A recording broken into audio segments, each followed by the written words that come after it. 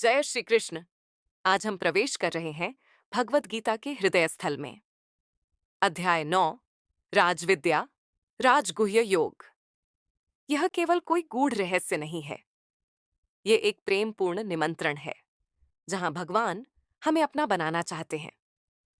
श्लोक 1 में श्री कृष्ण अर्जुन से कहते हैं, क्योंकि अर्जुन तुम मुझसे नहीं स्वार्थ भाव से प्रेम करते हो, दोष दृष्टि से रहित हो, इसलिए मैं तुमको यह सर्वोच्च ज्ञान दूंगा। इस विज्ञान सहित ज्ञान को जीवन में उतारकर तुम इस जन्म मरण रूपी संसार से सदा को मुक्त हो जाओगे। कितनी सुंदर बात है। भगवान ज्ञान उसको देते हैं जिसमें प्रेम हो, दोष दृष्टि नहीं। ज्ञान पाने की पात्रता बौद्धिक नहीं भावात्मक है, हमारे भावों की पवित्रता से जुड़ी है। और ज्ञान विज्ञान क्या है? ज्ञान सैद्धांतिक यानी थियोरेटिकल पक्ष है। जैसे ज्ञान हमें बताता है कि मैं यह शरीर नहीं हूं, मैं एक आत्मा हूं और परमेश्वर ही इस संपूर्ण सृष्टि के सर्वोच्च तत्व हैं। विज्ञान अनुभूत यानी प्रैक्टिकल पक्ष है, जैसे सत्य को स्वयं अनुभव करना। केवल भगवान के बारे में जानना नहीं, बल्कि उनसे प्रेम करना, उन्हें अनुभव करना और पूर्ण समर्पण के साथ जीना। श्लोक 2 और 3 में भगवान कहते हैं, जो ज्ञान मैं अर्जुन अब देने वाला हूं, उससे बढ़कर इस दुनिया में कोई ज्ञान नहीं। लाखों पथ हैं मुझ तक आने के, पर कोई इससे सीधा और आसान नहीं। ये खुद अनुभव करने वाली विद्या है। इसको चाहिए कोई काल्पनिक प्रमाण नहीं। ये धर्मयुक्त किसी श्रद्धा वाले को मिलता है। ये प्रेम गीत है, इसकी दूजी कोई तान नहीं। इस ज्ञान को पाने को प्यारे श्रद्धा का आंचल फैलाओ। इस रास्ते पे चलकर अर्जुन धाम मेरे तक आ जाओ। अब श्लोक 4 में भगवान वह सत्य बताते हैं जो हमें चौंका देता है। जितने भी ये जीव पदार्थ सब मुझ में हैं, पर इन सब का मुझ पे कोई प्रभाव नहीं। जैसे नभ को प्रभावित कर सकता बादलों का होना या अभाव नहीं। और श्लोक 5 में भगवान कहते हैं, मैं सभी प्राणियों का रचयिता और पालक हूं। यह मेरा दिव्य ऐश्वर्य युक्त रूप है। मैं सबकी रचना और पालन करते हुए भी उन पर ना तो आश्रित हूं, ना लिप्त हूं। परंतु जीव अपने को शरीर और प्रकृति का भाग ही मानता है, इसलिए वो मुझ में स्थित नहीं रहता और प्रकृति में फंस जाता है। कितनी सुंदर और गहरी बात प्रभु ने सरल ही में बता दी। हम एक घर को चलाते हैं और मोह में पड़कर अपने को संसार का गुलाम बना लेते हैं। प्रभु पूरे संसार को चलाते हैं और एक व्यक्ति के भी मोह में नहीं पड़ते। इस भूल का मुख्य कारण है कि हम अपने को वही मान लेते हैं जो किरदार हम इस संसार में निभाते हैं, जबकि हम इस किरदार से अलग भगवान का एक अंश हैं। और श्लोक 6 से 10 में प्रभु इस संसार की बड़ी तस्वीर दिखाते हैं। जीव मुझ में समझो कुछ ऐसे रहता है, हवा का झोंका जैसे नभ में बहता है। हवा सदा ही बहती है, पर आकाश ही में रहती है। जीव कहीं भी जन्मे या मरे, मुझसे होता नहीं वो परे। जब प्रलय की बेला आती है, दुनिया सारी मुझ में ही मिल जाती है। समय आने पर फिर से नव सृष्टि का बिगुल बजाया जाता है। अपनी अपनी प्रकृति अनुसार जीवों को उचित स्थानों पे पहुंचाया जाता है। सृष्टि का ये चक्र निरंतर चलता रहता है। जग इसी तरह मिटता बनता रहता है। जीव प्रकृति से बंधकर आता जाता है, मानो ऋण अपने कर्मों का चुकाता है। पर इस प्रकृति का मुझ पे कोई प्रभाव नहीं। मैं निरासक्त, मुझ में होता कोई आभाव नहीं। स्वामी प्रकृति का मैं कहलाता हूं। इसके द्वारा सृष्टि मैं करवाता हूं। जीव परंतु जब भी इस सृष्टि में आता है, अपनी प्रकृति अनुरूप शरीर वो पाता है। जब प्राणी अपने कर्मों में उलझता है, जन्म मरण का चक्र उससे नहीं सुलझता है। वो दुख पाता, रोता गाता है, पर इससे निकल नहीं पाता है। मैं उसे छुड़ाने को इस जग में आता हूं। इसीलिए ये सरल मार्ग अब तुम्हें बताता हूं। श्लोक 11 और 12 में श्री कृष्ण उन मूर्ख लोगों की बात बताते हैं जो भगवान और भगवान के इस अमृत को नहीं समझ पाएंगे। प्रभु कहते हैं, लेकिन कुछ मूढ़ लोग मुझे समझ नहीं पाते हैं। वो ईश्वर को साधारण मानव ही बतलाते हैं। वो मोहित होकर झूठे तर्कों की बीन बजाते हैं। उनके शुभ कर्म भी अर्जुन फलहीन रह जाते हैं। मैं अमृत देता हूं, पर वो उसको जहर बनाते जाते हैं। मुझको सामने पाकर भी वो बेचारे रीते ही रह जाते हैं। अब श्लोक 13 और 14 से भगवान इस अमृत पथ पर चलने वाले अपने भक्तों की रहनी बताते हुए कहते हैं, पर इस दुनिया में ऐसे संत भी होते हैं जो जग में आकर भक्ति के मोती बोते हैं, मेरा कीर्तन करते हैं, पलकों को अपनी भिगोते हैं, मेरी बातें करते हैं, मेरी याद में जगते सोते हैं। उनको मेरा दिव्य रूप मानो ऐसा दिखाई देता है, सब रोगों की जैसे वैद्य कोई मीठी दवाई देता है। श्लोक 15 में भगवान कहते हैं, मुझसे जुड़ने के सबके ढंग निराले हैं, मेरे प्यारे भक्तों के अर्जुन रंग निराले हैं। अभेद भाव से कोई मुझ में मिलने आता है, अस्तित्व मुझ में उसका मानो घुलता जाता है। कोई देखे मुझको मूरत में, कोई ढूंढे हर एक सूरत में, कोई पूरी सृष्टि में मेरा ही रूप निहारता है।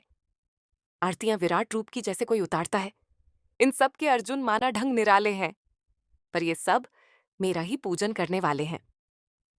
श्लोक 16 से 19 में भगवान बताते हैं कि क्यों अलग अलग विधियां होते हुए भी सभी एक प्रभु के ही भक्त हुए। मैं ही अग्नि आहुति यज्ञ और निराकार, मैं ही शुद्धिकर्ता ज्ञान वेद और ओंकार। मैं माता पिता पितामह बनकर ममता खूब लुटाता हूं। मैं ही पालक स्वामी, मैं ही मित्र का फर्ज निभाता हूं। मैं ही अंतिम लक्ष्य और मैं ही साथ निभाता हूं। मैं ही बीज और मैं ही सबको खुद में समाता हूं। मैं सूरज को तपाने वाला हूं, मैं बादल बरसाने वाला हूं। मैं ही अविनाशी, मैं ही मृत्यु रूप में आने वाला हूं। इसलिए मुझको कोई कैसे भी याद करे, किसी रूप में भी वो मुझसे फरियाद करे, वो मेरा ही भक्त कहता है। एक दिन वो मुझसे मिलने आता है। यानी भगवान का भजन किसी भी रूप में किया जाए तो वो भगवान की प्राप्ति करवाता है, क्योंकि सब रूपों में भगवान ही है। बस भक्त जिस भी रूप का भजन करे वो याद रखे कि ये मेरे वही भगवान हैं।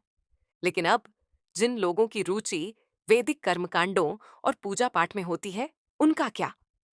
वो इन कर्मकांडों से भगवान की भक्ति तो करते हैं, लेकिन उनमें भगवान के प्रति अपनापन नहीं होता। उनमें विधियां तो होती हैं, पर प्रेम नहीं होता। तो उनकी भक्ति का क्या फल होगा? अब श्लोक 20 और 21 में प्रभु उनकी गति बताते हैं। भगवान कहते हैं, जो वैदिक कर्मकांड में लगते हैं, सब विधियों का पालन करते हैं, उनके पाप सभी मिट जाते हैं। पावन हो पुण्यात्मा वो कहलाते हैं। उनके पुण्य उन्हें देवलोक ले जाते हैं। कुछ समय वो देवलोक का सुख पाते हैं, लेकिन पुण्य खर्च कर अपने अर्जुन वो फिर वापस धरती पे आ जाते हैं। अर्जुन, इन विधियों का फल तो नश्वर है, बिन अपनेपन के मिले नहीं वो ईश्वर है। और अब श्लोक 22, जिसे सुनकर हृदय पिघल जाता है। इसमें प्रभु उन प्रेमी भक्तों की बात करते हैं जो भगवान से अपनापन करके उनके चिंतन में डूबे रहते हैं। सबसे बढ़िया अर्जुन वो जो मुझ में चित्त लगाते हैं, मेरा चिंतन करते हैं, बस मेरी ही बात सुनाते हैं। उनके जीवन में मेरे सिवा कोई चाह नहीं, सदा मुझी में लगे रहे, दूजी कोई राह नहीं। ना सुख ना धन, ना इंद्रलोक ही उनको जाना है। उनको बस मुझसे एक प्रेम का नाता निभाना है। मैं भी अर्जुन इन भक्तों का साथ कभी नहीं छोड़ता हूं। चाहे जैसी भी मुश्किल हो, मैं हाथ कभी नहीं छोड़ता हूं। मेरे भक्तों के जीवन को मैंने ही भवपार लगाना है। मुझको भी तो आखिर अर्जुन अपना फर्ज निभाना है। मैं अपने इन भक्तों का सारा भार उठाता हूं। इनको जो भी चाहिए हो मैं ही लेकर आता हूं। मुझ पर अपने भक्तों की रक्षा का सारा भार भी है। मेरा इनका रिश्ता अर्जुन इस पार भी है, उस पार भी है।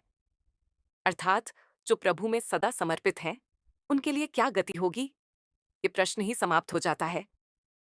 प्रभु उनका योगक्षेम वहन करते हैं, अर्थात जो चाहिए हो वो लाकर देते हैं, और जो देते हैं उसकी रक्षा करते हैं। ऐसे भक्त के लिए अपनी गति की चिंता करना तो भगवान के प्रेम पर, भगवान के वादे पर संशय करने जैसा ही हुआ ना। तो ऐसे भक्तों के जीवन में एक भगवान के संबंध के सिवा कुछ सोचने लायक नहीं बचता है। तभी तो वो सरलता से सदा भगवान में लगे रहते हैं। ये एक ऐसा श्लोक है जिससे आगे बढ़ने का मन ही नहीं होता, पर बढ़ना तो पड़ेगा। तो अब चलते हैं श्लोक 23 की ओर। इतना बढ़िया और सरल मार्ग होते हुए भी अगर कोई व्यक्ति अन्य देवताओं को भगवान से भिन्न देखता है और उनकी भक्ति करता है, तो इसका फल क्या होगा? भगवान कहते हैं, लेकिन जो अन्य देवों का अर्चन करते हैं, वो भी परोक्ष रूप में मेरा पूजन करते हैं। उनके पूजन में पर अर्जुन एक भूल है। नहीं समझते, वो ईश्वर सबका मूल है। मूल को छोड़ के वो अर्जुन शाखाओं में उलझे हैं। तभी तो माया बंधन उनके अर्जुन नहीं सुलझे हैं। यह बताने के बाद कि अन्य देवों की उपासना किस कारण अविधिपूर्वक है, अब प्रभु श्लोक 24 और 25 में बताते हैं। चाहे किसी को पूजो करो, किसी का ध्यान, मैं ही सेवा ग्रहण करूं। अर्जुन होके विद्यमान, पर वो मुझको सब में पहचान नहीं पाते हैं। इस कारण वो भव बंधन अपने काट नहीं पाते हैं। उनका इस जग में आना जाना बंद नहीं होता। जन्म मरण से छूटने का कोई प्रबंध नहीं होता। देवों का पूजन करने वाले देवलोक में जाते हैं। पितरों को पूजने वाले पितृलोक हो आते हैं। जो भूतों की पूजा करने वाले हैं, मरकर भूत ही बनने वाले हैं। लेकिन हे अर्जुन, जो बस मेरी भक्ति करते हैं, लोक मेरे में जाकर फिर वापस पग न धरते हैं। यानी जो जिस देवता की पूजा करता है, उसे उसी के हिसाब से सीमित फल मिलता है। वहीं दूसरी ओर जो प्रभु को पूजते हैं, वो प्रभु को पाते हैं और प्रभु उनका पूरा भार खुद उठाते हैं। तो सबसे बढ़िया भक्त वो है जो समझता है कि सब कुछ भगवान की ही शक्ति से संचालित है। इसलिए वो अनन्य होकर भगवान की भक्ति करता है और भगवान की सुरक्षा में रहकर अपने जीवन का चरम लाभ प्राप्त करता है। कोई यह सोच सकता है, अगर भगवान की भक्ति सबसे अधिक फल देती है, तो शायद ये सबसे मुश्किल भी होगी। बिल्कुल नहीं, ये सबसे बढ़िया भी है और सबसे आसान भी। श्लोक 26 में प्रभु यही बताते हैं कि वो अपने भक्त से क्या चाहते हैं। शायद इस पूरे अध्याय का ये सबसे मधुर श्लोक है। भगवान कहते हैं, मेरी मेरे भक्तों से आशा बड़ी सरल व सीधी है। मेरी भक्ति अर्जुन सबसे सहज व मीठी है। मुझे नहीं चाहिए तुमसे बड़े बड़े उपहार कोई। सच्चे दिल से लगा दो मीठी सी पुकार कोई। पत्ता दे दो, फूल चढ़ा दो, पानी की एक बूंद बहा दो, फल हो कोई, भले वो छोटा हो या अश्रु जो प्रेम से आंख भिगोता हो। ये सब तो अर्जुन बस आवरण है, मुझे देखना तो अंतःकरण है। जो कुछ भी मुझको प्रेम से अर्पित होता है, भक्त मेरे का जिसमें पूर्ण भाव समर्पित होता है, हृदय लगा। इन भेंटों को मैं भी चुपके चुपके रोता हूं। भक्त के आंसू के संग संग मैं भी आंख भिगोता हूं। जब देने वाले का अपनापन प्रभु हृदय को भा जाता है, तो ईश्वर समझो फल तो क्या छिलके भी खा जाता है। तो श्रोताओं, प्रभु को हमसे बड़ी बड़ी उपासनाएं, बड़े बड़े तप या बड़े बड़े उपहार नहीं चाहिए। उनको हम कुछ भी अर्पित करें, बस उसमें हमारा प्रेम हो। तो प्रभु उस प्रेम उपहार को पूरे हृदय से स्वीकार कर लेते हैं। हमारे प्रभु केवल भाव के भूखे हैं, पदार्थ के नहीं। भक्तों ने तो यहां तक पाया है कि एक बूंद जल भी ना हो तो प्रेम का एक आंसू ही बहा दो, वही पर्याप्त है। अगले श्लोकों में प्रभु बताते हैं कि इसी प्रेम से प्रभु को और क्या क्या अर्पित करना चाहिए, जिससे जीव सब बंधनों से छूट जाता है। श्लोक 27 से 28 में प्रभु कहते हैं, मेरे लिए तुम्हें अर्जुन कोई विशेष आयोजन नहीं करने, मुझे लुभाने को कोई बड़े बड़े नियोजन नहीं करने। जो भी दिन भर करते जाओ, बस मेरे चरणों में धरते जाओ। कभी दान देने का हृदय में जो चाव हो, तो प्रभु ने करवाया ऐसा मन में भाव हो। जो भी तुम अर्जुन खाते जाओ, मुझको अर्पण करके पाते जाओ। तप यज्ञ या कोई भी काम कर दो सीधा मेरे ही नाम। इससे कर्मों का बंधन तुमको पार्थ नहीं होगा, क्योंकि तुम्हारे कर्मों में कोई स्वार्थ नहीं होगा। पार्थ तुम्हें अब मैं एक गहरा सत्य बताता हूं। ऐसे भक्तों को मैं अर्जुन अपने धाम बसाता हूं। इस प्रकार जो भक्त अपनेपन से, प्रेम से सब प्रभु को अर्पित करते हुए जीवन बिताता है, वो निश्चय ही हमारे प्रभु को पाता है। अब भगवान प्रेम की पराकाष्ठा पर पहुंचते हैं।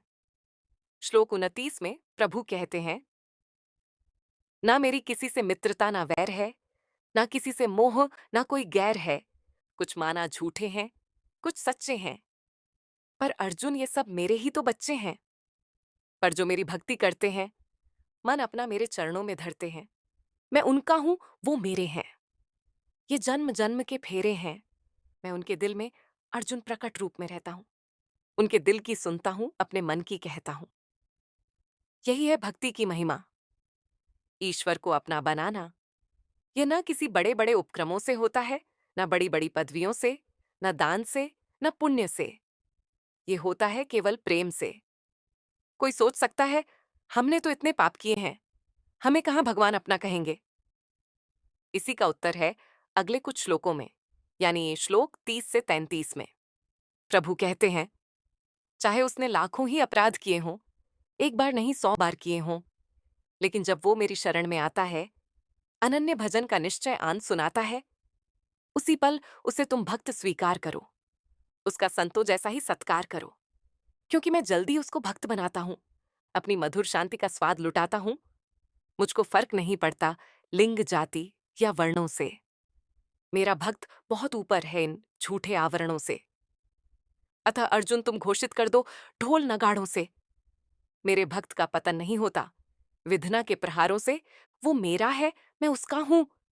ये रिश्ता सब कर्मों पे भारी है, उसकी तो अब मेरे धाम को चलने की तैयारी है। फिर भगवान जीव को अपना मानते हुए एक पिता के समान यही प्रेमपूर्ण सलाह देते हैं। ये संसार विनाशी और आनंद रहित है, इसीलिए यहां आकर तो मेरी भक्ति में ही लीन रहो। अर्थात इससे उत्तम इस संसार में कुछ भी करने योग्य नहीं है।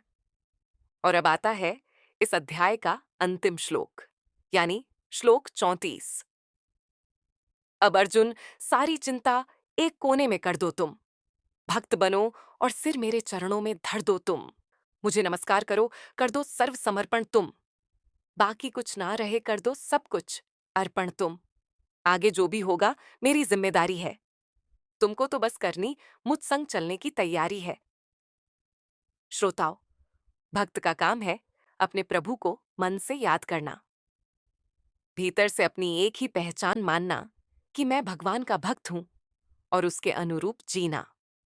और आते जाते, चलते फिरते बार बार अपने प्रभु को मन ही मन प्रणाम करते रहना।